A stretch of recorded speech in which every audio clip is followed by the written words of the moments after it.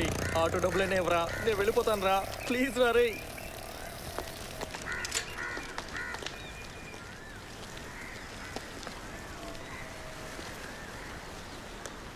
Hi.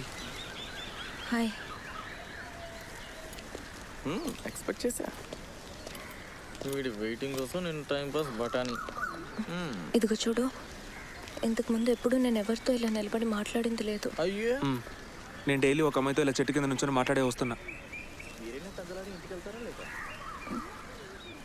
ఏ ట్యూషన్కి రాలేదు? అంటే లవ్ ఓకే అయింది కదా, అందుకే. సి, ఇక మీద అలా మా ఇంటికి రాకు, నాన్న చూస్తే. అదే ఓ దెబ్బ తిన్నానుగా, ఇంకేంటి. రామ్, నాకు ఇదంతా ఏదో డ్రీమ్లో ఉన్నట్టు ఉంది. మా నాన్న చాలా స్ట్రిక్ట్ రామ్. అమ్మ 5 ఇయర్స్గా యూఎస్ వీసా కోసం ట్రై చేస్తుంది. దొరికితే నేను హైయర్ స్టడీస్కి అక్కడికి వెళ్ళిపోతాను.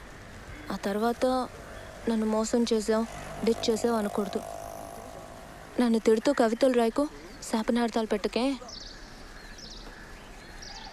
తిరిగి వస్తావు కదా, వెయిట్ చేస్తా.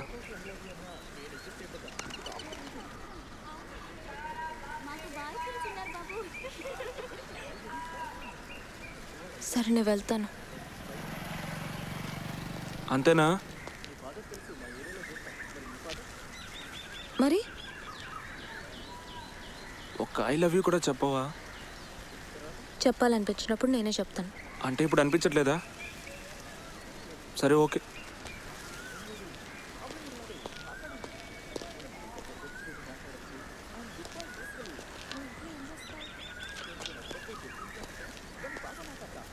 నన్ను బైక్లో రౌండ్ తీసుకెళ్తావా? నాకు బైక్లో వెళ్ళడం అంటే చాలా ఇష్టం. కుమార్, ఇట్రామా. Okay bye. మనవాడు మనం విడిచిపెట్టిపోడు. వెళదామా?